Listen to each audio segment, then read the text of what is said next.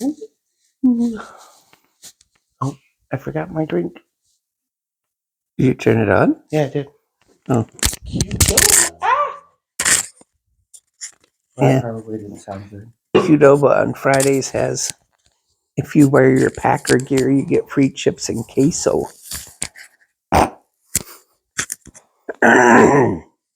Seems like you're kind of playing to a crowd there. So we got the free chips and queso and put it in the fridge, and I eat that today.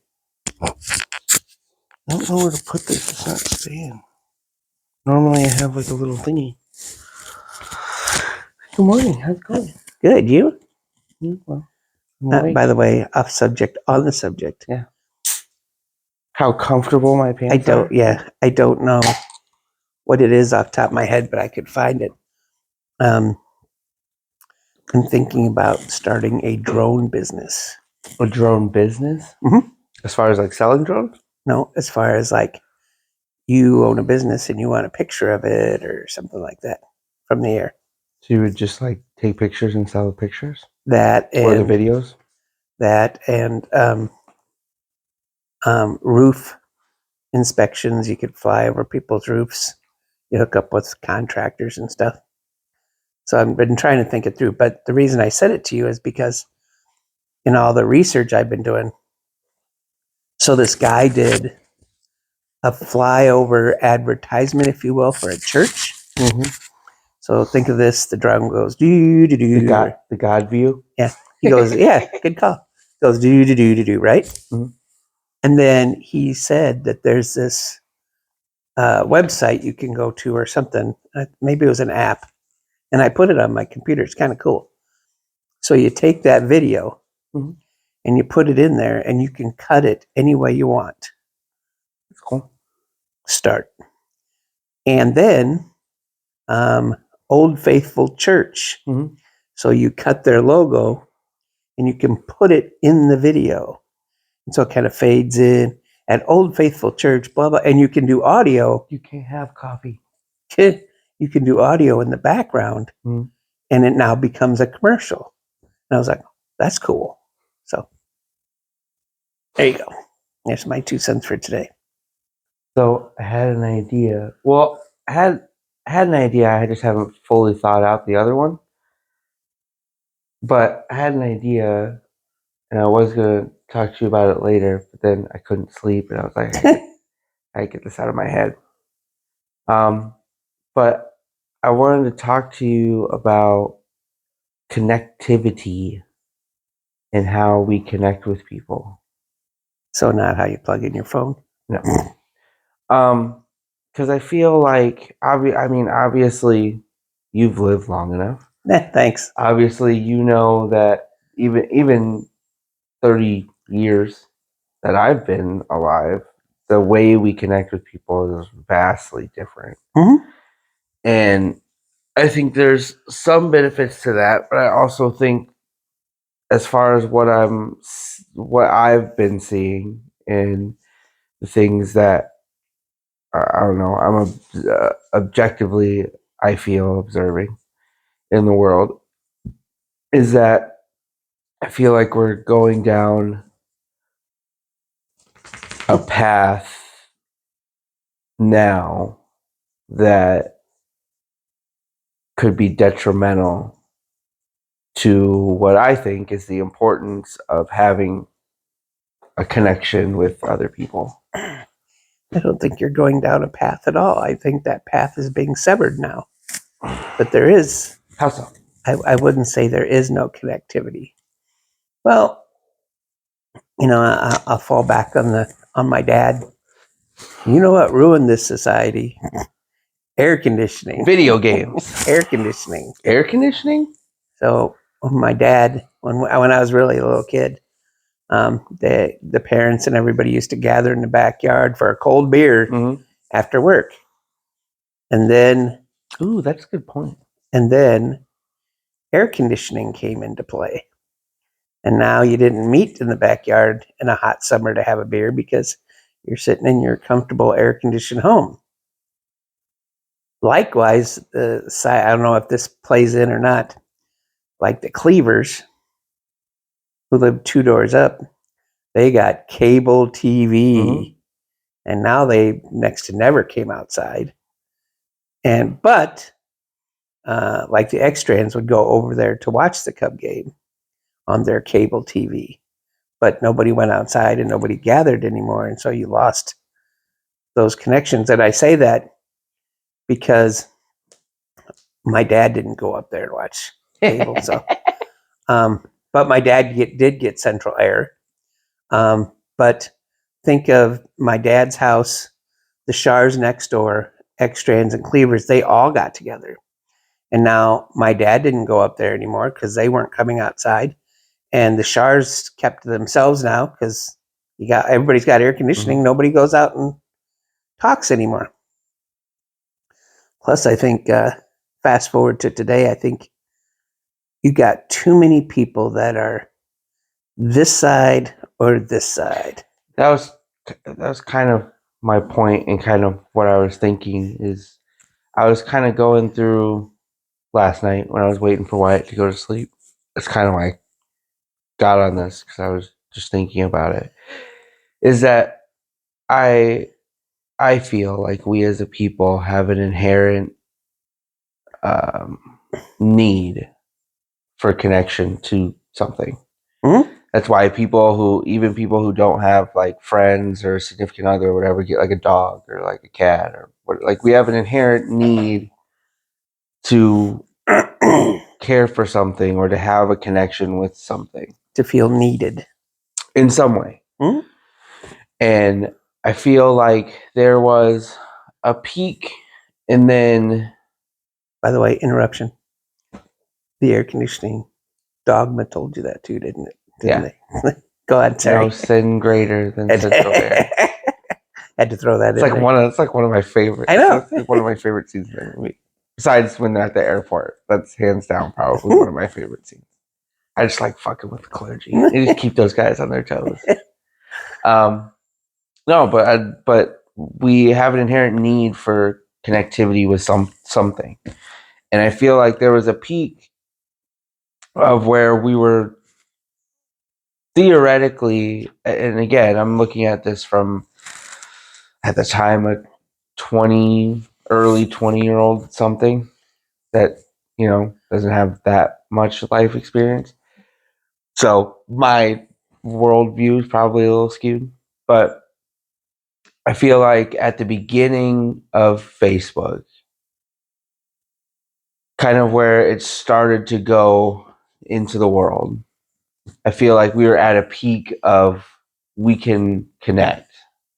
That it wasn't so much I don't know how to word that. It wasn't so much a news filler or a gossip. I don't know how to rumor mill. Mm-hmm. Like, it was more of they're doing this in China. That's kind of cool. Oh, they're doing this even in Kansas. Oh, that's cool. There's somebody just like me over here. I'm not, and I feel like we were so excited to kind of, in a worldview, get out of our small town way of life as a country, not in some, because they were in small towns and they finally were able to not have to travel to another state or whatever to have that connectivity with somebody that was like-minded with them. But we had it on a global basis to where we were like, oh, all this stuff that we've been told over the years, because everything we've been told about, even state to state, I mean, I'm sure, I've heard stories from many people, you too, of like, you hear all these stories of, well, the people in this state are this kind of way, or the people in this state are just hillbillies, don't know anything, and you gotta take your word for it. You kind of gotta be like, that one guy traveled to I don't know, North Carolina, and he comes back to your town or city or whatever and tells this story about the people. You kind of got to take him at his word for it. And then when we got Facebook, it wasn't like that. We kind of we broke the mold, so to speak, of like, oh, we can actually like have conversations and talk to people in other places and have that connectivity with like-minded people that aren't just bias. And I feel like there was a boom of, I wouldn't say harmony, so to speak, but kind of okay, we're all in this adventure together sort of thing, sort of mindset. And then I would say I have a separate opinion on this, but I would say, in my opinion, COVID kind of struck that down because we didn't need, not that we didn't need connectivity with people,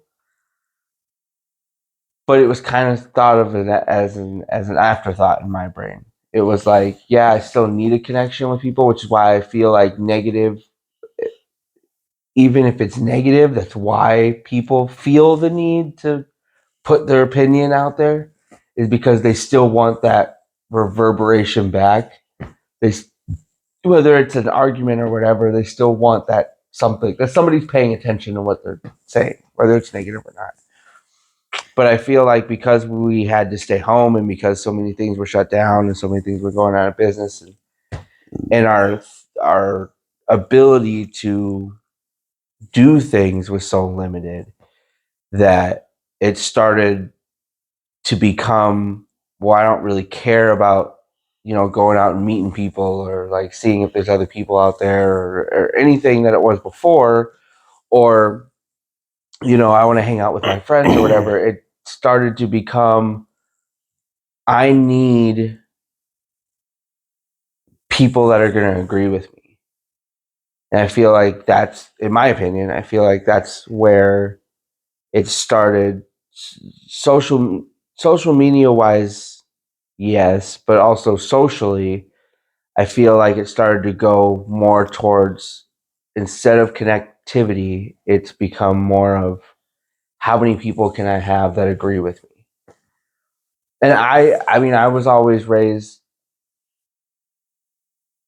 even by other people, not just you and mom, but the people that you guys had around, and my uncles and stuff like that. I've always been raised around different opinions. I mean, you've never really, neither one of you really have, and even grandma and grandpa on both sides, never really surrounded yourself with all like-minded people. Mhm. And so I've always grown up with difference of opinions, and being able to sit in a room and have conversations and have difference of opinions, and not so much well, I'm not going to show up to this function because they support this person or whatever. I heard, in my my memory on this is probably, well, I know is a lot smaller than yours, but I remember a conversation that Grandpa was having with you one time when we went to go visit him. And I was just sitting there listening to you two, and I can't remember, you're talking about something. And he said, he, paraphrasing, but he said something to the effect of, it doesn't really matter what anyone believes or doesn't believe. We just need to be able to talk about it. Something to that effect. Mhm. And that's kind of, I feel like that part is lost now. Because nobody wants to hear your opinion. Yeah, I want you to hear my opinion. but I feel I like, don't want to hear your opinion. but I feel like that's, personally, I feel like that's a good thing. I feel like there's no, historically, there's no breakthrough that we've had historically, scientifically, that didn't start with somebody saying that's not going to fucking work. You know what I mean? And so I feel like if we surround ourselves with people that are, quote, like-minded, we're gonna we're gonna be that old guy that's repeating the same football story for fucking 20, 30, 40 years that nobody wants to listen to anymore. I don't remember the quote, but there's a quote out there. Ra told me it too. Is kudos to the person who believes one way, but when presented with facts, they have the ability to change their opinion. And there ain't too many people that can actually do that. Also, I feel like we are in mm, we are in a state that we have never been in before. And I don't say never been in as far as there's not things that have happened in history and in the past that have kind of been the same. But I feel like we as a country are at a time and in a space that we have never been to before. And it's hard for us to adjust. We had tons of things that have happened that people have questions. You've had conspiracy theorists since the beginning of time, since Albert Einstein first, had his theory of relativity, and people were like, "Well, that was just a plant for whatever." Nikola Tesla is a big one. that Einstein put out smear campaigns because he had better technology, and it was all a money thing. That Einstein's stuff was cheaper. There's been conspiracy theories since the beginning of time, but I feel like this is the one time in history that blatantly our entire government lied to us, and we have 100% proof that they lied to us. Like Einstein, the JFK assassinations, Martin Luther King, all these things have been speculated, but we haven't really had definitive proof of this. Whereas COVID, 100% now we know we got lied to. And whether or not that was, I kind of give a little bit of grace with that whole situation, because I feel like it was kind of an on the fly thing, that we didn't have anything set up beforehand to kind of start with. You know what I mean? Like even in even in parenting, if you have a situation that comes up that you haven't dealt with before, you kind of have a framework of like where to start. Whereas this, we've never had, I mean, not really, except for polio. We've never had like a worldwide pandemic before. And so I feel like I give a lot of grace with it. It's frustrating coming out of it and knowing what was true and what wasn't. But I kind of give a little bit of grace to that, of like they were thinking on the fly. And you can't really tell. And that's kind of what I've told people. If you have a government structure, you can't really tell the American public, we don't know what the fuck we're going to do. Correct. Because whether right or wrong, whether you like the government, whether you like how they do things, you do look to the government as your parental figure, so to speak, of your guide, of your, compass to what we should do. They're supposed to tell me the right thing to do. And so if they're telling you, don't know what the fuck, like figure it out. They can't do that. They can't say that. Like you're going to have mass chaos. So yes, there was a lot of things that they kind of said on the fly that they probably didn't know, that they were kind of just testing on the fly to do things. There were some right things, there were some wrong things. But I feel like that specifically opened a lot of people's eyes to the fact that they aren't God, so to speak. You know what I mean? Infallible. We've had most people, right or wrong, consciously or unconsciously, have always had a thought of the government as the all-knowing, as they'll know what to do.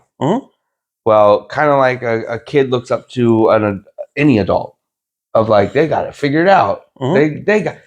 They got their own motorcycle. They got the world figured out. Yeah. And I feel like because of that, we as a country don't know how to handle that. So then you start questioning everything. If they lied to me about this, what about this? What about this? What about this? And I think a lot of credit needs to be given, not my personal opinion. I thought our government is the greatest. I don't think it is. But for what they were confronted with that, with so many people being like, well, if you lied to us about this, what about this? What about this? And a lot of that had to do with some of Trump's policies, but they've also been more upfront about what they've lied about in the last, I'd say, 3 years than they have over the last 50. Like, we know. Okay, there's UFOs. That's what I'm saying, though. Like, we know so much more over the last 3 years than we have in the last 50 years.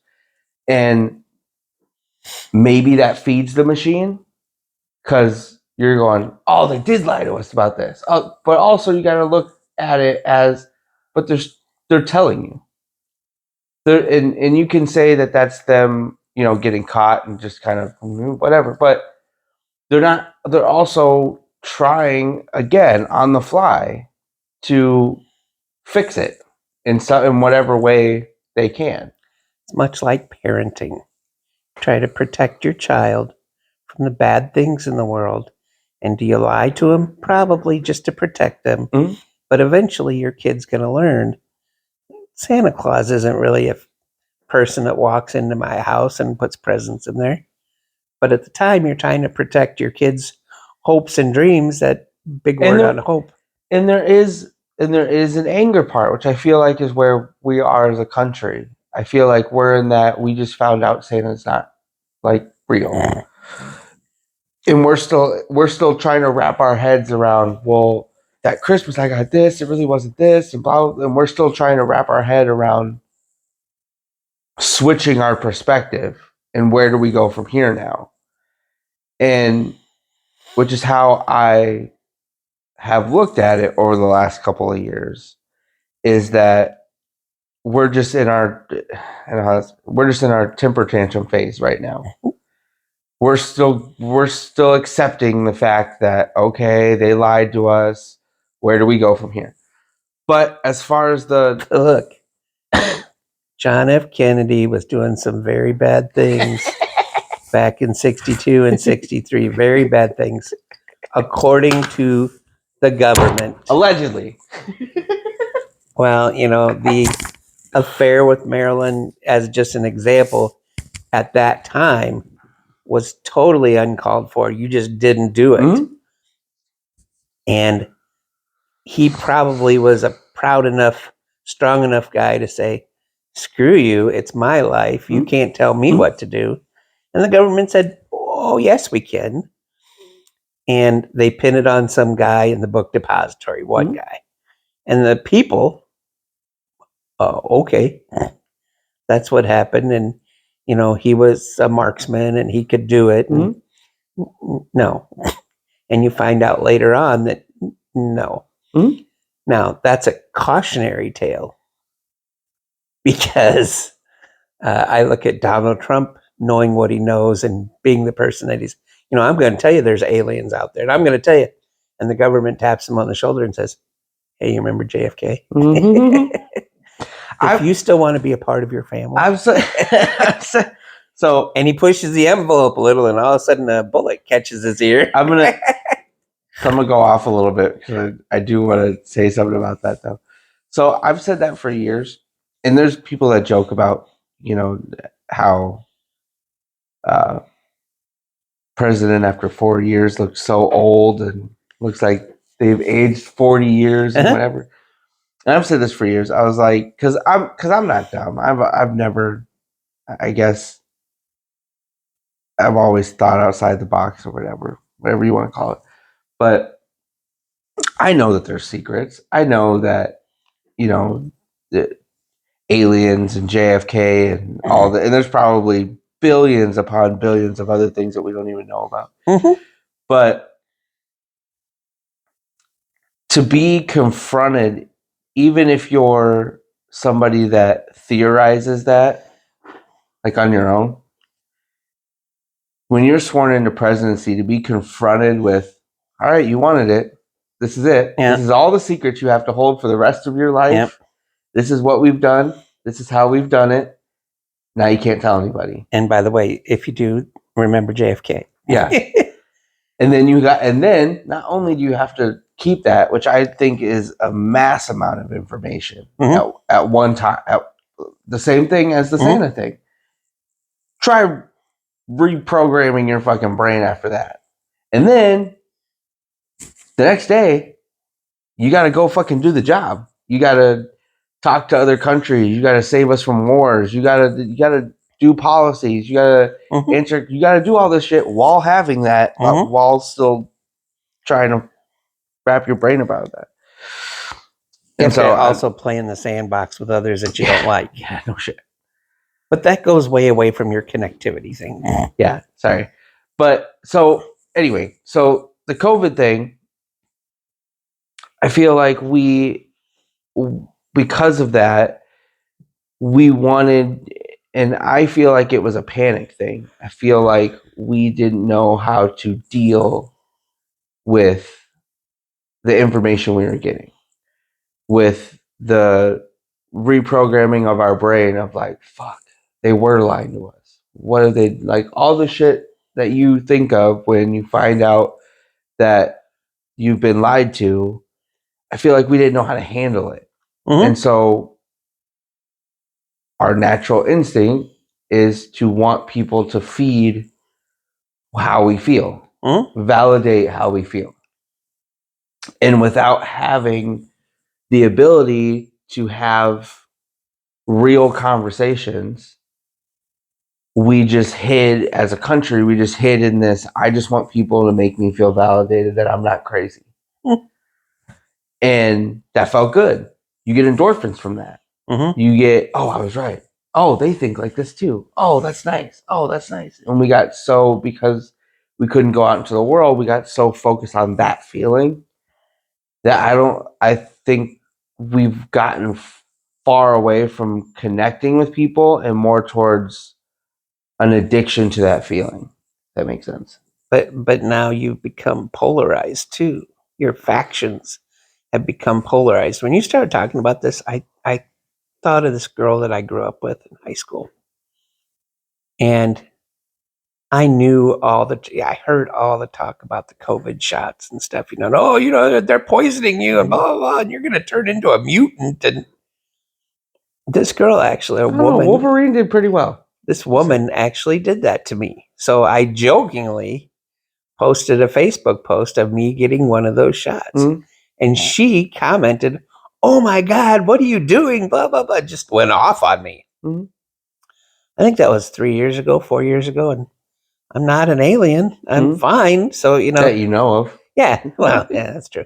Oh, wouldn't it be shitty if, like, you were like, no. I mean, like, you were like 80, like your body's falling apart. You're like right about there, and then all of a sudden you get something, like you get like telekinesis or like. I know, that would be cool. You'd be like, fuck, I can't even do anything with it. But it still goes to, instead of your connectivity, now you're separating your factions to, no, I believe this, or no, I believe this, and now there's a separation and people can't come together. So, and unfortunately they can't.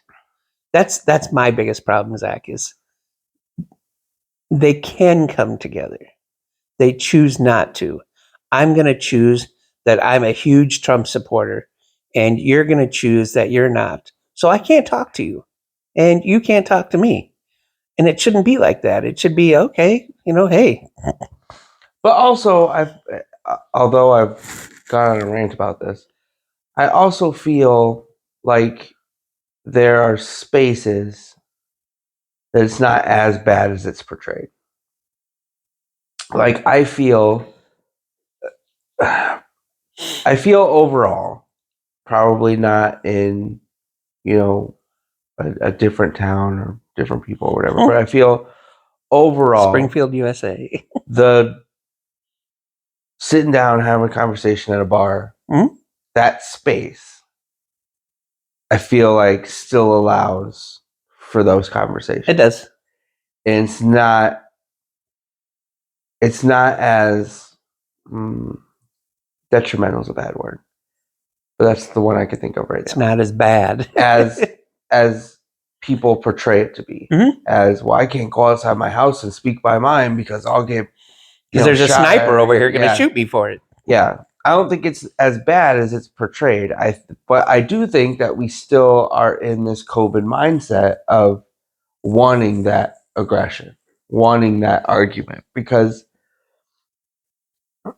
But again, I'll ask. those that know, because when you spend a whole year, that's why drug addicts become drug addicts. You get endorphin and dopamine from arguing. Mhm. It's natural. You get adrenaline, you get Mhm. dopamine. It's Mhm. natural. That's how your body works. And when you're sitting there for a whole entire year arguing back and forth over the internet and constantly getting it, when you go out into the quote real world and nobody wants to fight with you, because I believe people are mostly non-confrontational. Most people are going to find a way to not get in a fight or an argument that they can. Mhm. And so when you go into real world and there's not every time you turn a corner somebody yelling at you about you're going to want that need that you've been having for so long. And I feel like that's where you get the people that go into restaurants or the quote Karens that go, so what do you feel about Trump? And then no matter what you say, Doesn't matter. they've already I'm one of those people that do that. no, that I wish was more like. I wish there were more people like me. And I say this because I don't claim to be a Republican or a Democrat. I probably lean toward a Democrat, but I don't. And I have a lot of friends. This makes self-reflection on me to go, maybe I'm wrong. But I have so many Republican friends that are so dye red Mhm. that they can't see out of their red bubble. And they want to slam me because they believe I'm a Democrat and I'm in this blue bubble. And I said, "Yeah, hold on. I'm not a fan of Donald Trump. Mhm. I'm really not a fan of Joe Biden because I don't know. There's a point where you get too old and you have to look in the mirror and go, okay. And I get the prideful thing and I get all that. But I have these conversations with these people and say, you know what? If you had a better Republican, I'd vote for him. Mhm. I'm looking for a better person. I don't feel that we need to separate ourselves. Why can't we just find a person, male, female, black, white, whoever, that could just and I'm prejudiced towards he's got to be smart. That's one of my. And I'm not going to go on a political rant. We're not. But that was my. But my point is, when they hear me say that, they go, "What? But I thought you believed this. Yeah, you're blue. How are you saying you could vote for a Republican?" I just want a smart guy. That's all I want. I have Or female. I have a comment to that. But that was my problem with RFK Jr. Yeah. And I told you this, that objectively, okay, people can get upset at me all they want, but just think about it objectively. Outside of your bubble, your blue and red bubble, just think about him. His speeches, who he is, how he talks, his policy. Hands down the best candidate out of the three. I disagree because he's another one that's in his own bubble. Yes. This is how I believe, and you're not going to tell me any different. Yes. But he also, as far as that bubble goes, thought combined the two into a policy that he had. Yes, he had this. I want to do this, but his ideas and ideologically thinking came from both sides. So it wasn't one side or the other. It was kind of like, I like this, we got to do this, we got to do this. Okay, this is what I want to do.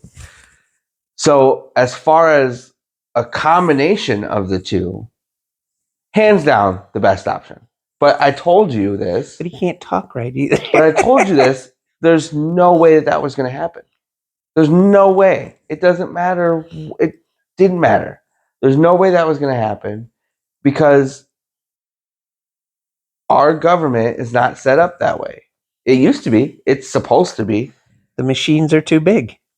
It's gotten too far out that we can't. There's no middle ground that's ever going to win.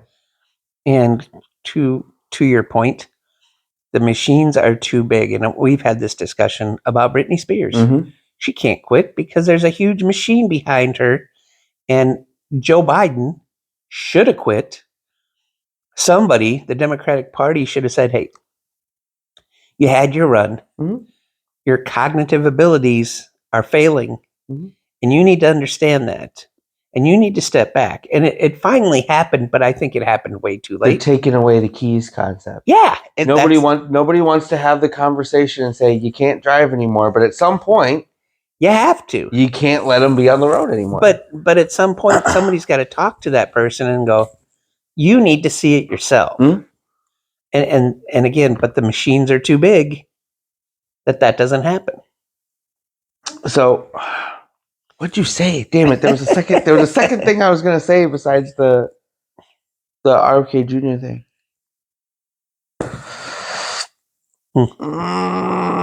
I think, just my opinion, I think RFK comes from an elitist point of view too, and he doesn't see Joe working man at all. No, I agree with that. What was it? Let's throw the bear in the trunk.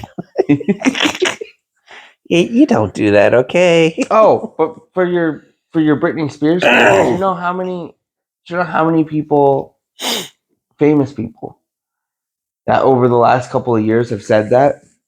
What if Taylor Swift said in the middle of her tour, hey, you know what? I'm too stressed. I'm overwhelmed. I got to stop this. She would have to.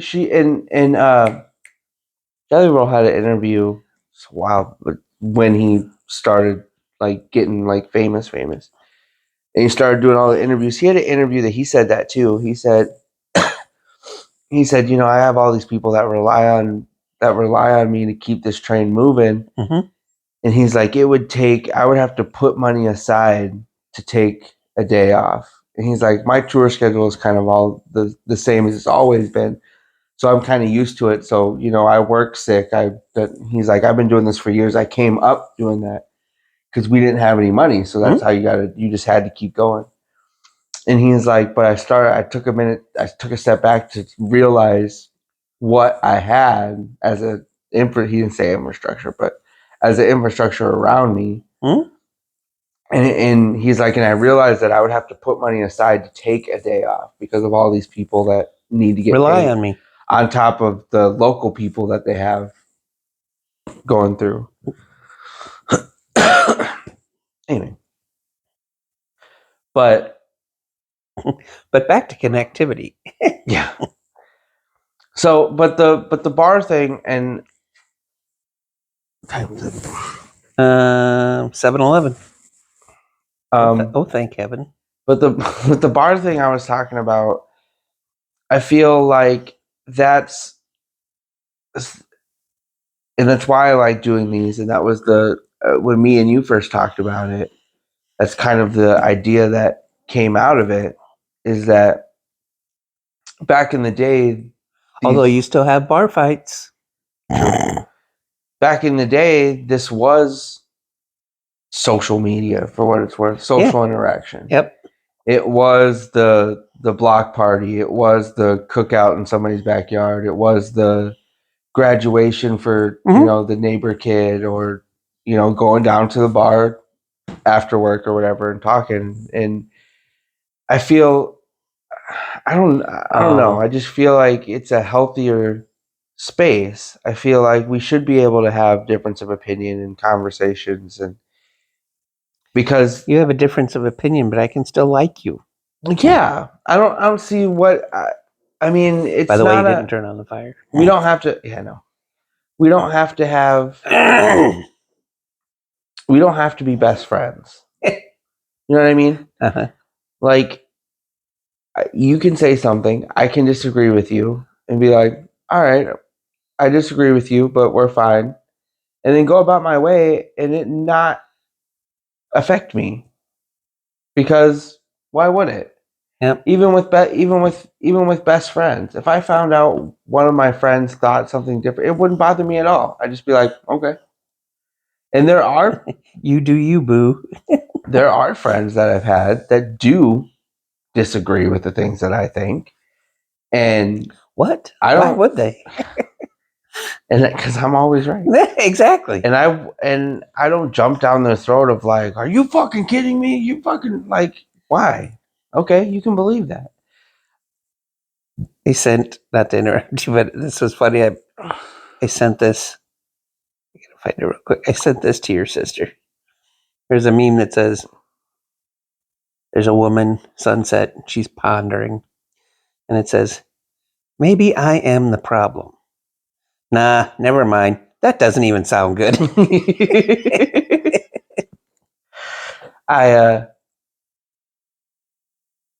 So there's a separate thing, but it's the same thing as my connectivity thing that I sent you about friends. It kind of goes in the same lines of there are so many people that I've heard, and I casually see it on Facebook too because I'm friends with people that I'm not really friends. You know what I mean?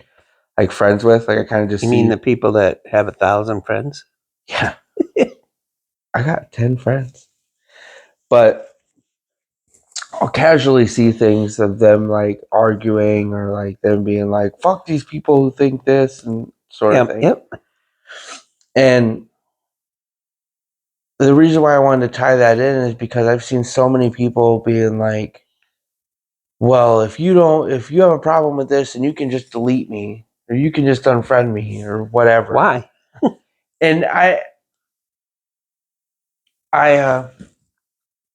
had that thought the other day because I saw one and I was like, but why is that a thing? Like, why can't somebody? And I understand some people are assholes, but What? why can't you say something? Somebody be like, that doesn't sound true, and you, okay, and move on. Why it has to be? Why it has to be that? Why it has to be a well, get out of my life sort of thing. I will tell you a quick story too. So my friend, your mom and I flew out to Denver and hung out with them for a weekend. And I grew up with him. I have an opinion of who he is, even 50 years down the road. And I set up all these questions as conversations. And so what do you think of this? And what do you think of this? And how are your kids? And blah, blah. And one of my questions was near and dear to my heart is, I know you don't believe in God, but what's it hurt? Don't you cover your base just in case, And that was my opinion. And he looked at me and said, how do you know I don't believe in God? Well, because you've said that. Now, I don't think I've ever said that I don't believe in a God. It just might not be the God that you are looking at. I could believe. He goes, I believe there's some kind of entity. But for you to say it's this, or he to say it's this, but don't narrow your mind to say this is what you, and I didn't. And so again, finding out the facts, you step back and you go, okay, we're okay. We're okay now because you do believe in something. There's a So I'll tell a short story. I'll shorten it. So there's a longer story that I've told in other podcasts. Is it a vignette? There's a longer story that I've told in other podcasts. And if you go back and listen to me and kind of piece it together. But in that same thing, people change. You know what I mean? Lives change. You change. You don't believe the same thing you did at 14. Interruption real quick. I can't tell you how much that I think bothers me a lot because of the people I grew up with in school and in high school that have changed so much from they used to be this great person, in my opinion, used to be this great person and now they're way over here. And I don't get it. But like I was gonna say, but you're also thinking about that from an outsider perspective. Because they changed. For you, that's what I'm saying. You're thinking about it as what you used to know. Yep. Not you're a different person too. But I'm not. I'm going to tell you right now, you are definitely a different person than you were at 16. Huh. But that's kind of what I was saying. Everybody changes. I know I'm kind of bouncing around, but there is an overall point. Let's hope so. Everybody changes. I'm not the same person I was in middle school, high school, even my early 20s. I'm a completely different person than I was then.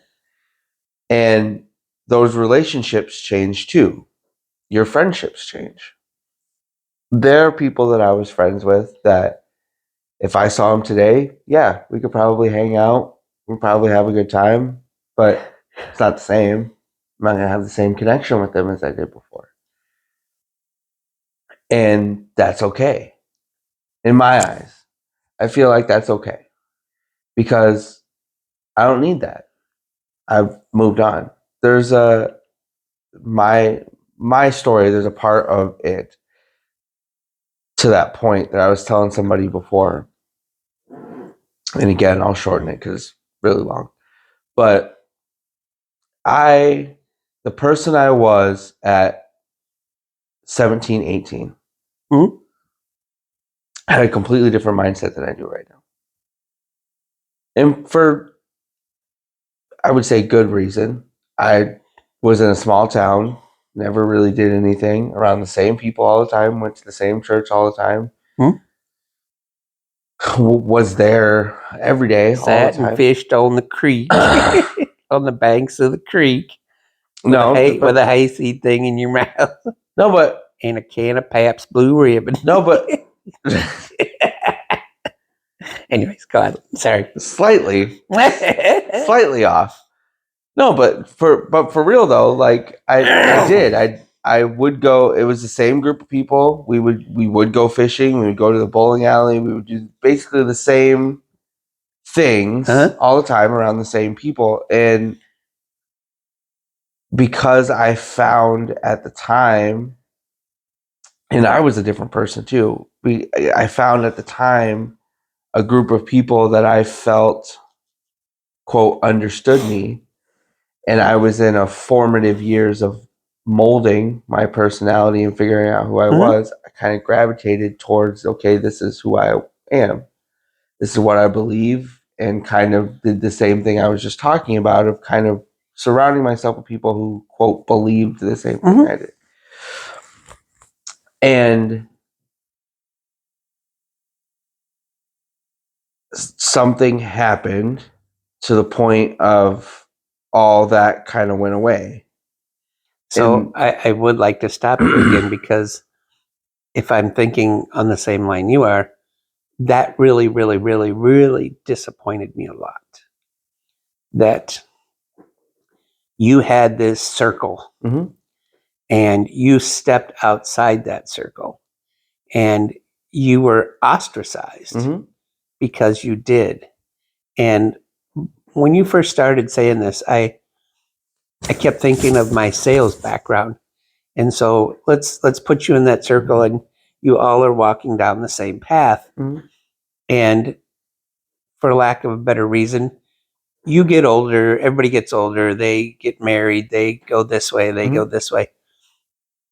And in sales, if I'm trying to sell you something, I'm not trying to sell you something. If I'm good, I don't say, here's the new car because I need the commission. I need that commission, and this is a great looking car, but I'm going to come to, again, if I'm good, I'm going to come to you and say, what are your needs? Well, I have a family now. What can you afford? Now I need, and what can you afford? And all these things play, and people don't do that anymore. People don't, like you said, when you come back together, so you went like this, but when you come back together, more people need to say, hey, Zach, I knew you when you were 17, and this is, but what have you done? Where have you gone? What family? Da, da, da. If more people were interested in other people than themselves, I think the world would be a lot better place. That's kind of what I was getting at, is that all that happened like you said, kind of ostracized all the friend and relationship that I had built over that time. And this is from 17, 18 to 22, something like that.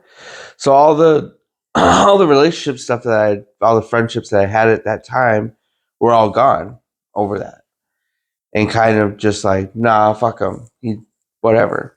And so, and there were a lot of, and this is kind of what I was getting at. There were a lot of outside friendships outside of that circle that I had that didn't really know, and so they didn't really, in my opinion, they didn't really do it on purpose. They kind of just went with what they see or told. And in that situation, I didn't really voice my opinion during that whole thing anyway. So they kind of had to go off of what they were being told. And if you're being told by a mass group, this is what happened, sort of whatever. But if you're being told by the circle, yeah, it's kind of a cult, isn't it? It's a different podcast. But so once I worked on myself and went through a lot of shit that I had to deconstruct and figure out and whatever, because I had convinced myself that I was a different person too, because I had wrapped myself that was my personality, because that was the first thing that I kind of gravitated to. And so I went, oh, this is kind of who I am. And I had all these other people around me that are telling me, yeah, you should do this, or you should. So I had a personality that I feel wasn't really my own. And I'm grateful for some of the things that I had. I mean, obviously, I've said this multiple times over. I probably will forever. But I'm grateful for the things that I had to go through, because I wouldn't be here without them. So, yes, idealistically, would I change some things? It would be nice. But the fact that I am where I am right now, I can't really be like, no. But all that shit helped me grow. It took, but it did. It took me deconstructing a lot of things that I had convinced myself and other people that were part of my personality that, okay, maybe I don't really believe this. Maybe I don't. Okay, I believe this, but maybe not this. And it took a lot of self-destructing for me to figure that out. But two things of why I brought this up, because I was telling this story to somebody at work, sorry, long story into a longer story. I swear there's a point.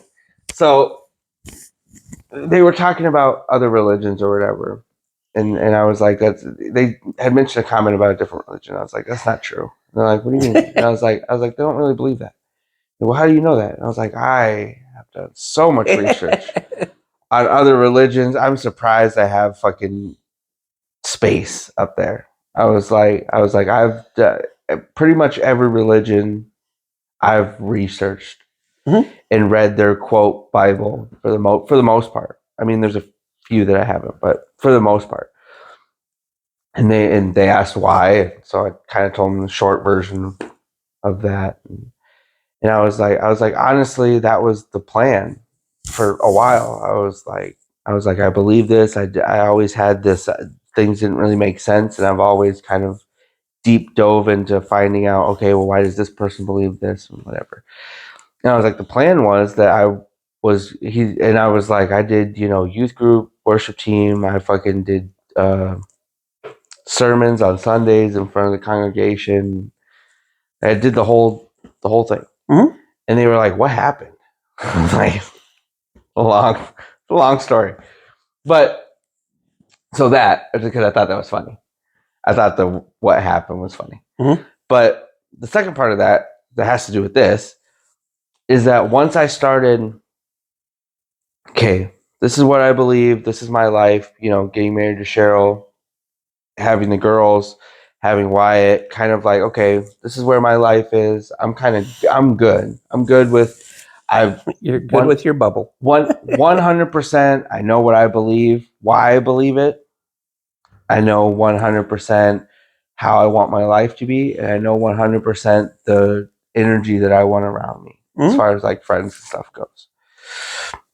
And then there are a couple people that started coming back into my life from that, from back when I was 17, 18, Mhm. whatever. They're, Facebook. There are people that are like, oh, You do reconnect. you want to hang out? Do you want to do this? Whatever. And one of my best friends, I started talking to her too, shortly before me and Cheryl got married. And that was really difficult for me because we hadn't really talked about anything that happened before that when I left and all that. That was difficult, but I told her initially, I was like, this is going to be difficult for me because I don't know how to be your friend anymore. Because I'm not the same person I was before. Because I had gone through a lot of shit of realizing why I had the friendships that I did. But Because you're a people pleaser? But yeah, no, 100%. I say, I've said it before. I was an emotion sucker. I would use people to make me feel something. So it wasn't, in my opinion, not that I'll like Trump because you like Trump, and you'll like me because I like Trump. Well, not that I didn't. No, it was much simpler than that. Not that I didn't care for people, but it was literally about what you can do for me emotionally. Okay. It was, I'm having a bad day. You're going to make me feel better. I don't care about your problems. I don't care about how you're feeling. You're here to make me feel something. And yeah, and which tagged on to a lot of other things is that, well, to keep this going, you believe this, I believe sort of thing. But I'll shout out his name though, because this was the thing that kind of that made me be like, oh, there's people that get it. Brooke is that he had kind of always been in and out of my life throughout that point, but then he started like more like not really pushing, but kind of like, hey, you want to hang out? Hey, you want to do this? And I'm so stuck in the wheel of keeping things running that most of the time I was like, hey, I'm busy, or I gotta go to work, or I'd really love to, but just you're making excuses instead of making time. Just shit, yeah. And he messaged me, and he had been over. We had gone to the movies once. He had came over for Wyatt's birthday, whatever. And then he had came over for, we did the Hot Ones challenge. And he messaged me after he left later that night. He's like, hey, I just got to tell you something. I don't know how it's going to come out. I'll paraphrase. But he was basically like, do you want to be friends with me? Like, I feel like when we're together or hanging out or whatever, like, you kind of keep me at a distance, and you kind of like don't really like talk to me and kind of just, and he's like, if that's the case, it's fine. It's really nice on his part. He's like, if that's the case, it's fine. It's just, that's how I've been feeling. I kind of just want to get it out. And I told him straight out, I was like, it has nothing to do with me not wanting to be your friend. It's just, I don't know how to be your friend anymore. Like, I know how I would have reacted to being your friend then, but the gap has been so long that I don't know how to be the same person. And that's what I said. I was like, I don't know how to be that person anymore. And he's like, I'm not looking to have a relationship with that person. I'm looking to have a relationship with who you are now. And which goes back to my point that I was talking about before, why I brought that up. I'm sorry, it was really long. But my point before is that I feel like we have gotten out of that thought process that people change, and that everybody's not the same, and that we can't expect people to react and be the same and have the same thoughts as they did before. And that's okay, and that needs to be okay. Kudos to him for saying that. Yeah, he was completely honest. I knew that. But hi, gorgeous. You didn't miss me. I'm here. I heard him. I know. But I don't know. I feel like we've gotten so far away from adjusting. Like, and There I don't needs to know- be more people like Brooke that actually is, for lack of a better word, honest enough to say, "Hey, is this Do you want this? Yeah, exactly. Or are you just appeasing me? Mhm. And let's be honest. Mhm. And if you're not, I'm okay with that. And the fact, and that's kind of why, and that's why I said that. Hey. That's why I said that I would say his name on here, because it's important. I feel is because, and we've talked about it since then. He said it. I mean, if I would have been like, honestly, I don't see this friendship like going anywhere or whatever, he'd have been like, all right, well, thanks. Like, you know what I mean? Yeah. And I feel like people aren't willing to even do that. I think I don't know, because like I said, I've only gone from how I was before to how I am now, so I don't know how different it was back before social media, I guess. But like, I just from the stories I've heard and my experiences, I feel like that was the case before social media. Is that you could have a quote friend Conversation.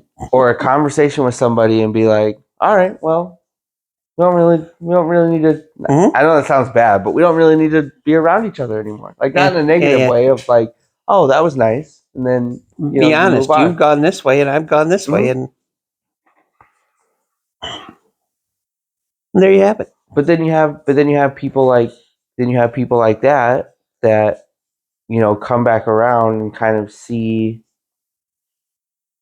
And I've always thought about, objectively, I've always thought about that about you and Ra. Mhm. Is that although you and Ra have never lost contact ever, Mhm. but I feel like it would kind of be the same thing with you and Ra too. Whereas if that were to happen, I feel like there would be an honesty in that Mhm. of like, hey, Yep. we don't really have this anymore. Like, Mhm. you do you, I'll do me. I still wish the best for you, but sort of thing. I hope I taught him something a long time ago, and that is, he needs, as smart and everything that he is, he needs somebody to keep him grounded. Mhm. And I have pushed that on him forever.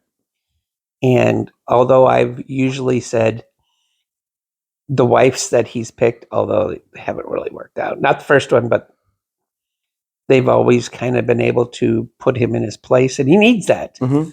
But I honestly think I'm that person. You're the overall voice of reason. I'm the stupid. She's bitching at me about this. Well, fucking listen. I'm that way. Just had a situation the other night where, and he can laugh at himself now, where he's up here, and I bring him down to, hey, remember, life is down here still. Mhm. He is a funny side story, totally off subject. We were talking, and he has a lot of money, but he also has a lot of frequent flyer miles with Southwest. And he I can't remember what he called himself, but we're doing a bougie. It was a BFD, Mhm. but it was a bougie something. I can't remember. But he lives in Little Rock, Arkansas. With his points, he can fly him and his wife round trip to Dallas for $44 total. Mhm. And he said, we're doing this bougie thing where we're going to fly to Dallas and go to a very nice restaurant and eat dinner and then fly back that night. And I go, wow. and he goes, what? And I go, do you hear yourself? And he's How like, you've changed. yeah. And he goes, yeah, I kind of get it. He goes, but it's free. And, so I get that. But it was just so funny that, you need a me or somebody to bring you to say, hey, stupid. Trump's not a golden god. He might be helping the country, but he's not a golden god. And so this doesn't really have to do with the social media part of it. This really just has to do with the friendship part of it, though. But I feel like there are a lot of people that are in your life for certain time frames, and you need to be okay with that. Yeah. And they're there for a reason. There are people that you don't need to be, I mean, we've given Kimberly bullshit forever about everybody's her best friend. Yeah. But her 1,000 best friends. Yeah. But not everybody is your friend, and not everybody needs to be your friend forever. True. And that's kind of the point that I was getting at with Brooke, is that I look back on me and Brooke's quote friendship, and I don't think that there was a big friendship there. But I wouldn't want to be my friend after that. I'd 100%. Like, I was an asshole to him because I had a different mindset, and he was that person, which I feel, and I haven't fully expressed that to him, but I've kind of said some things about it, is that I feel truly bad for how I treated him at the time, because he was exactly because he was undeserving, whereas other people might. No, but he was who I am now, if that makes sense. Yeah. Like, he was against some of the things that were being taught. He was, even something simply as musically, like he was very, like, what was popular or what was different, or Kid Cudi is a big one. Is that when Kid Cudi became a thing, he diehard Kid Cudi fan, and I was used to give him shit about it because that was quote stoner music, and I was so into it. Again, whole separate podcast. It's up there. Go look at it. I was so immersed in that ideologically Christian mindset of we don't listen to anything but Christian music, that I gave him so much shit about it. And then it wasn't until I came out of it and kind of cracked the doors open to myself, I guess, and let a whole bunch of stuff in and found out what I liked and whatever.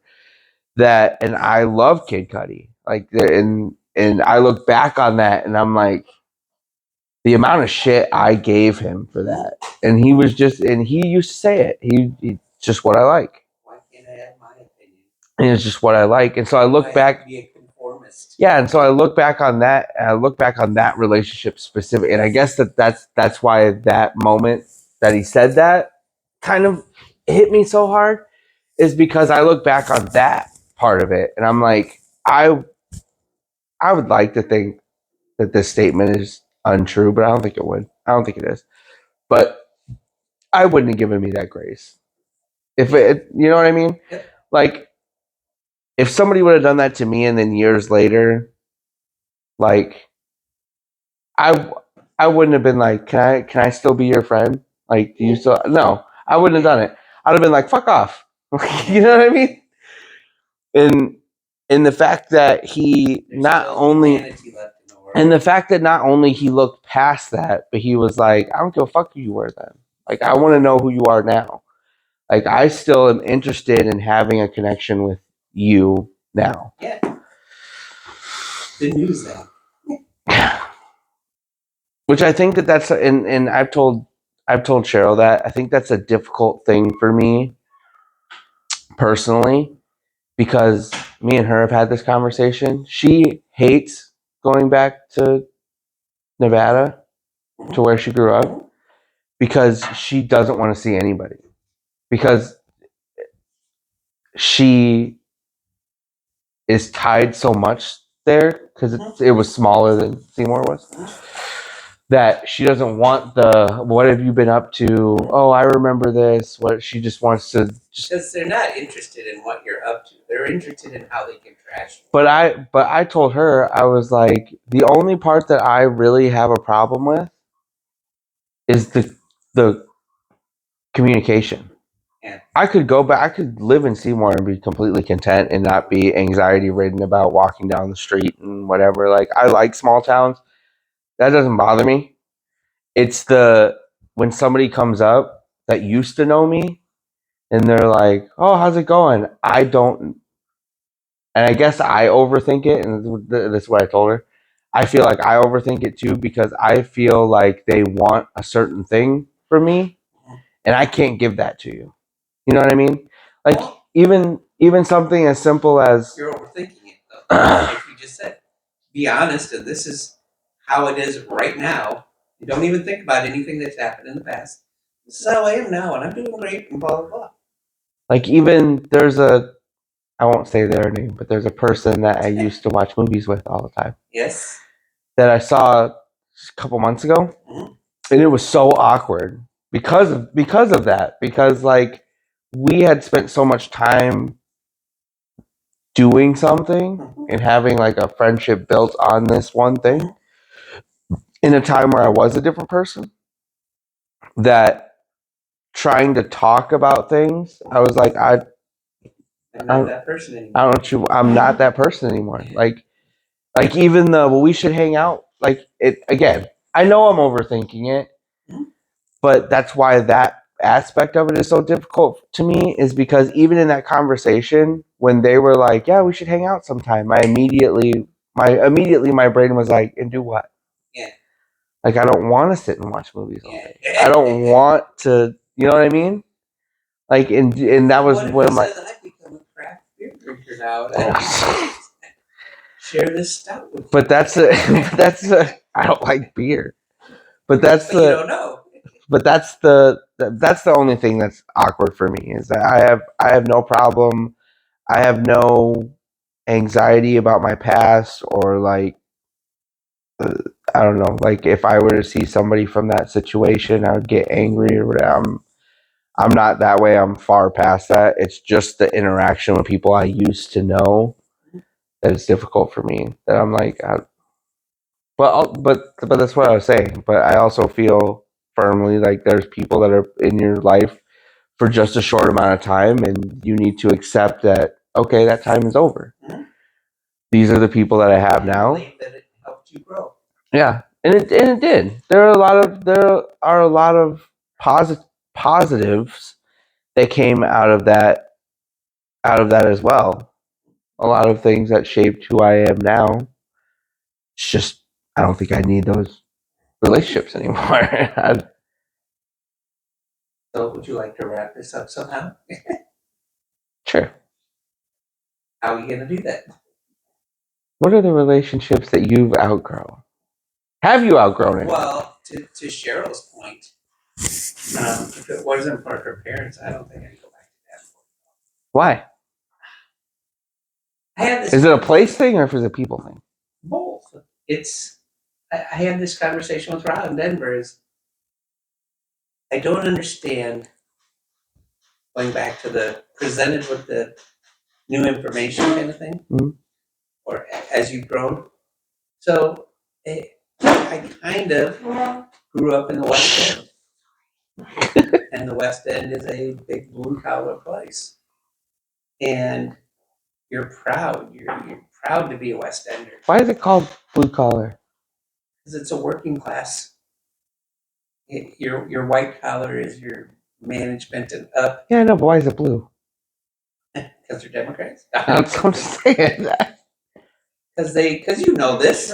Because in a factory you wear your blue shirts Oh, and okay. and I just didn't know if there was another. No, I always assume.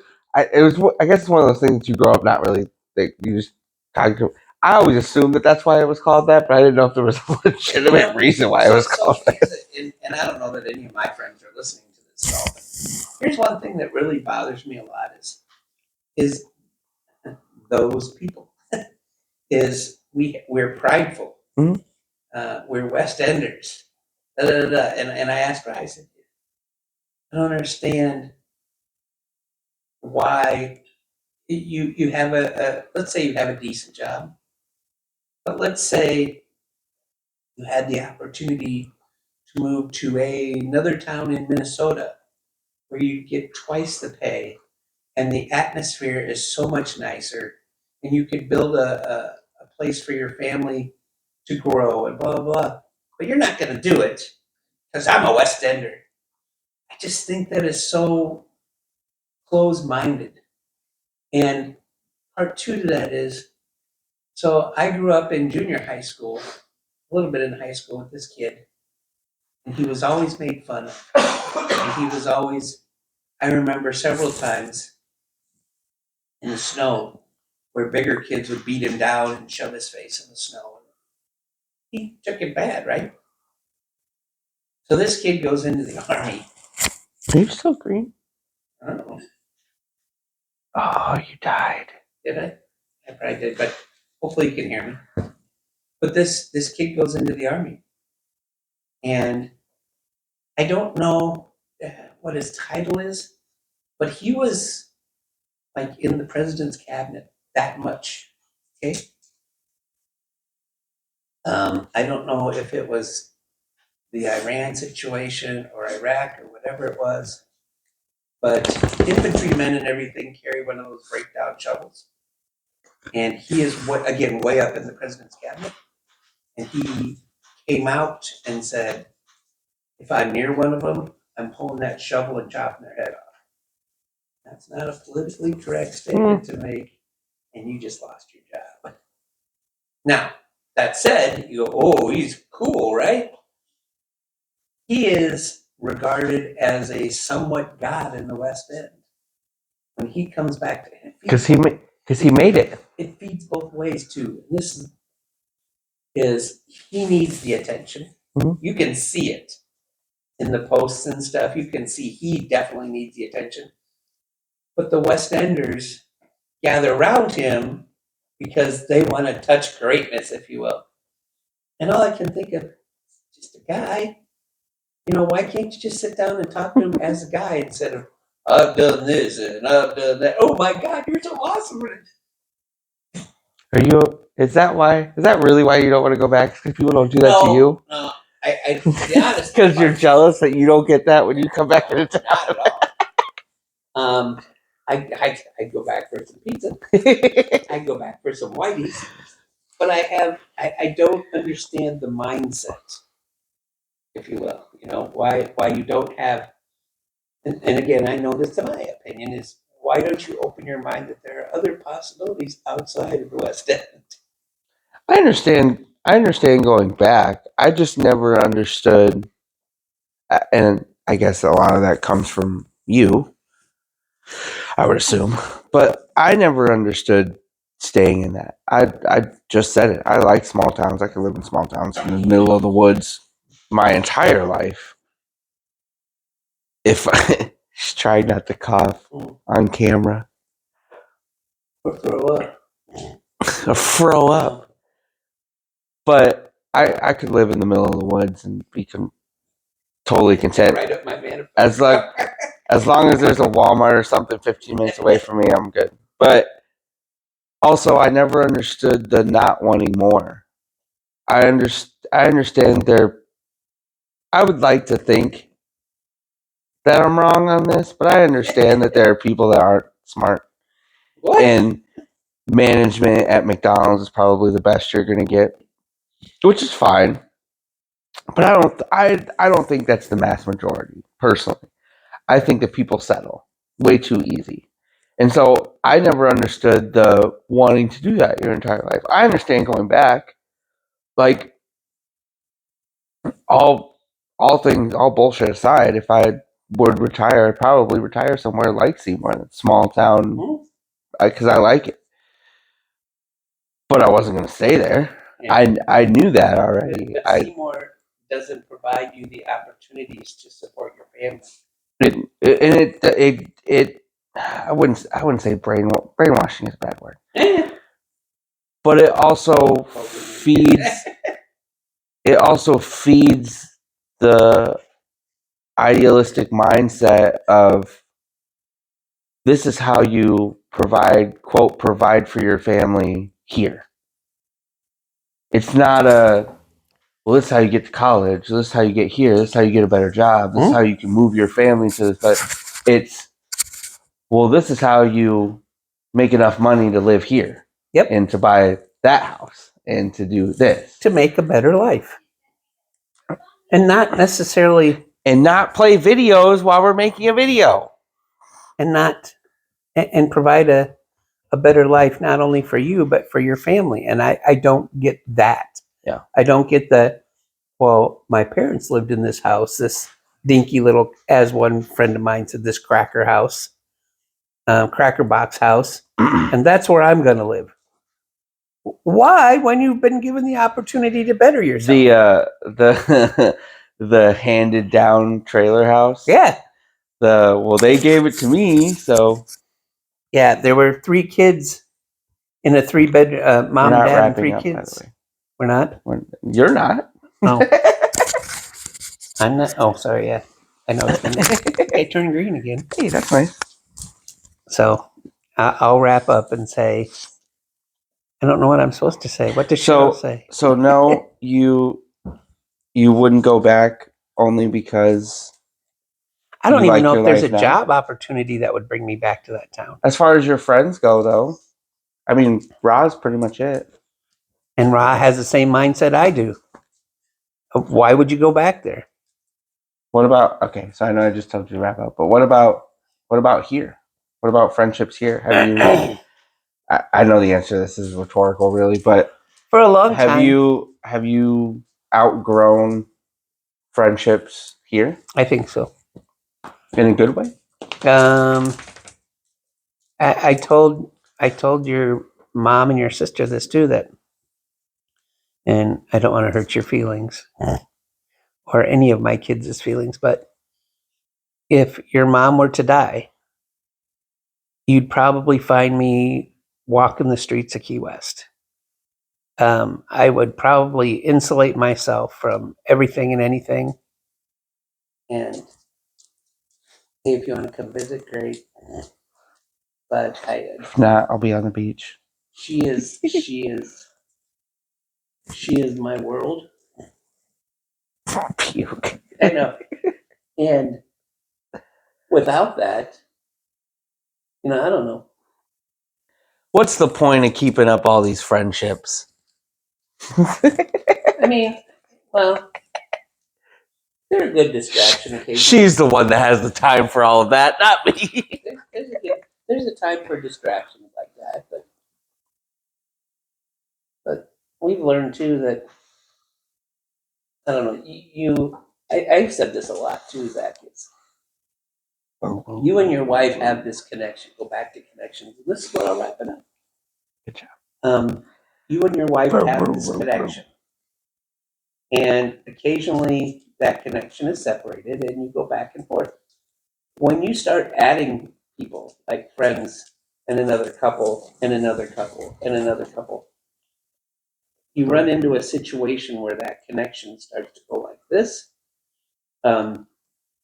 Your hope is they think like us and we can do this together. And a good example was we went somewhere with another couple and we were all on the same page. We thought we were all on the same page. And let's move on to the next bar. And one of them says, no, emphatically, no. And the spouse and your mom and I are like, we were bar hopping. We're just going to, and it was an emphatic no. And it's that time you go, oh, we're not on the same page here, and that's, it's just a little point, but it's still a point that you have to, your connections have to be tight enough. And I don't know that we have a connection other than ourselves that we can call that close. So there you go. So keep your connections small and tight and be open to other idealisms that maybe you don't believe in. And there's my 2 cents. Keep it. Get the fuck out of here. Notice how I Make your own Make your own video. Don't use mine. cross marketing. I'm sorry, I forgot what Cheryl says at the end. Beans and cornbread. Oh yeah. Thanks. I appreciate you waking up when you were already awake. Oh, I'm not green I know. anymore. I've lost my power. I've lost my power.